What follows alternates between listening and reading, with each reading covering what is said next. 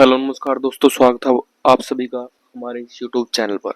हम कर रहे हैं ब्रिटिश शक्ति का विस्तार, मॉडर्न इंडिया के क्वेश्चन करेंगे, मॉडर्न इंडिया के बारे में। तो बंगाल, ब्रिटिश शक्ति का विस्तार कैसे होता है, शुरुआत करते हैं। बंगाल में जो मुर्शिद कुली खां है, उसके नेतृत्व में धीरे धीरे मुगल नियंत्रण से अलग हो गया और बंगाल के नवाब आते अलीवर्दी खां। उसने यूरोपियों की तुलना मधुमक्खियों से की थी। अलाइव द वंडर में ब्लैक होल की घटना का वर्णन हालवेल ने किया था।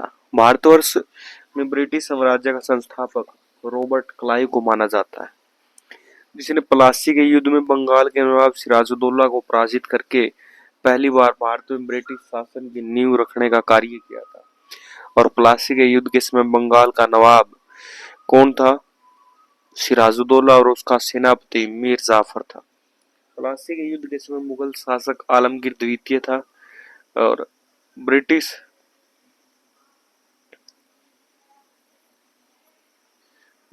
सेनापति है हेक्टर मुनरो,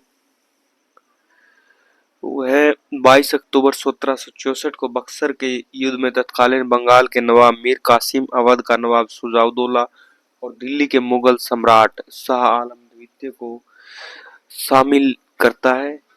इन सेना को पराजित कर देता है हेक्टर मुनरो।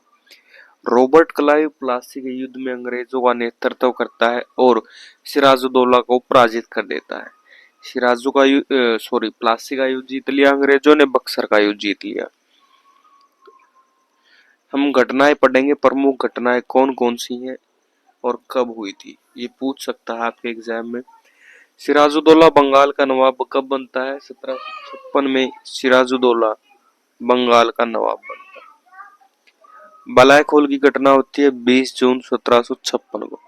अलीनगर की संधि क्लाइव और सिराजुद्दौला के बीच में होती है 1757 को। 9 फरवरी 1757 को अलीनगर की संधि होती है। उसके बाद प्लासी का युद्ध लड़ता है रॉबर्ट क्लाइव विजय प्राप्त करता है।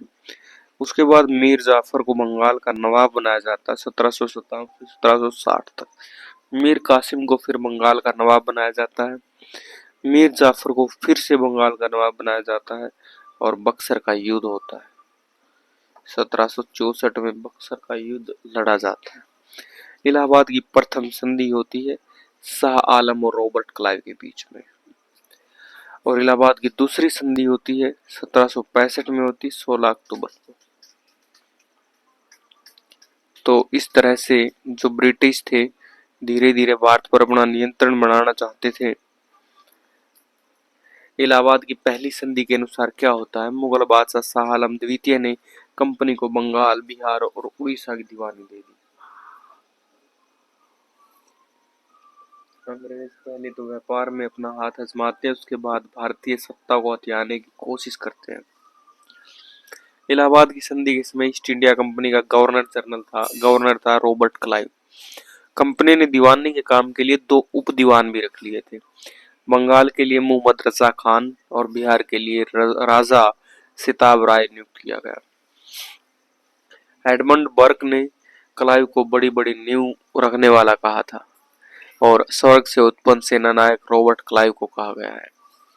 बंगाल में द्वैध शासन की स्थापना रॉबर्ट क्लाइव ने इलाहाबाद की संधि के बाद की थी। द्वैध शासन की स्थापना की गई। कर्नाटक में युद्ध होते हैं, पहला युद्ध होता है, दूसरा, तीसरा। पहला युद्ध होता है ऑस्ट्रिया के उत्तराधिकार का युद्ध होता है। एक्सला सेपेल की संधि होती है, परिणाम कुछ नहीं निकलता। दूसरा युद्ध होता है 1749 से 1754 के बीच में। कर्नाटक के उत्तराधिकार का युद्ध होता है, पौंडीचेरी की संधि होती है, अंग्रेज मजबूत स्थिति में है। तीसरा युद्ध होता है सप्तवर्षीय युद्ध और औपनिवेशिक कारणों के कारण। पेरिस की संधि होती है और फ्रांस हार जाता है। अंगल मैसूर युद्ध की बात करते हैं।